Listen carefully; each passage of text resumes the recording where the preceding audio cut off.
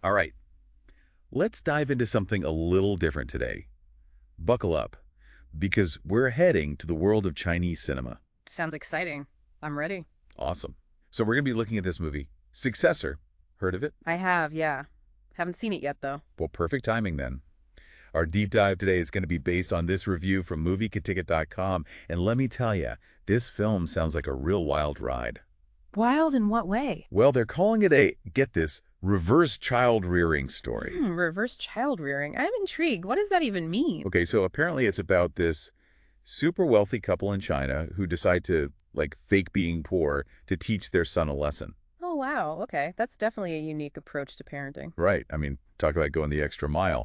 But apparently, according to the review, it's not just about the son. It's not. No. It actually kind of digs into this whole anxiety around generational wealth transfer in China, which is a pretty hot topic over there right now. Oh, absolutely. China's going through this massive wealth boom, and there are definitely some growing pains with that. I can see how a movie like this would tap into that. Totally. So you've got this backdrop of societal change, and then you throw in this, like, almost satirical take on the spoiled rich kid trope. It's a pretty clever setup. Yeah, and you know what else I find interesting? The review mentions that the movie manages to balance the social commentary with some seriously good humor. Oh, yeah. They raved about the two leads, Shen Teng and Ma Li.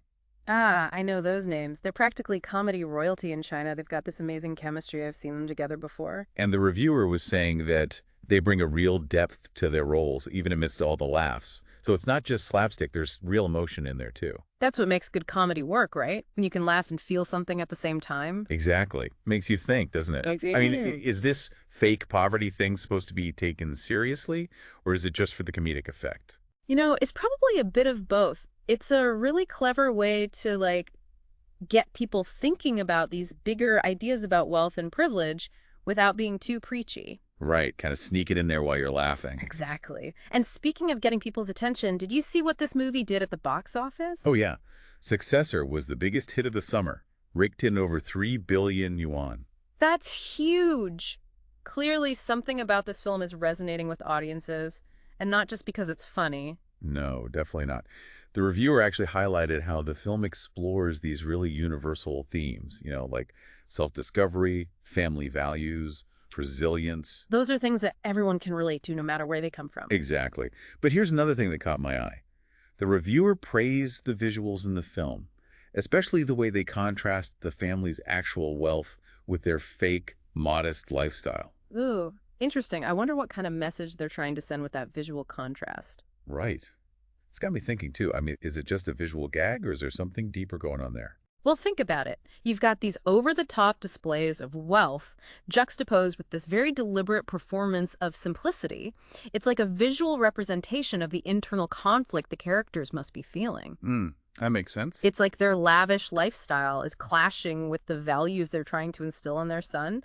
That visual contrast could be a really powerful way to show that struggle without explicitly saying it. It's like showing rather than telling. Exactly. And film is such a visual medium, why not use it to its full potential? Absolutely.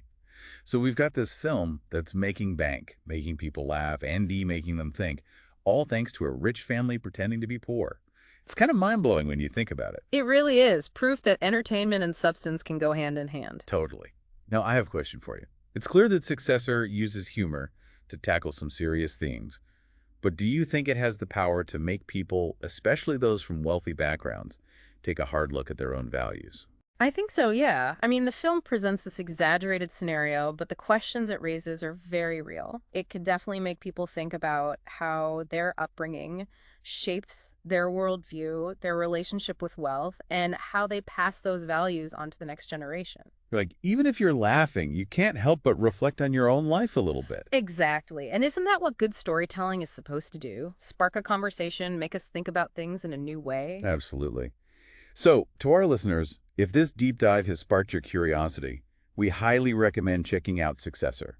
It might be a Chinese film, but the themes it tackles are universal. It's a reminder that even a comedy can have depth, and that sometimes laughter is the best way to start a serious conversation. Couldn't have said it better myself. So go watch it. Tell us what you think. Does this reverse child rearing thing make you chuckle? Does it make you question things? Let us know. That's what we're here for, to dive deep and get those conversations going. And who knows, maybe we'll even inspire some of you to try out this parenting technique yourselves. All right. Maybe not. But hey, it's food for thought, right? Absolutely. Until next time, happy watching. See you then.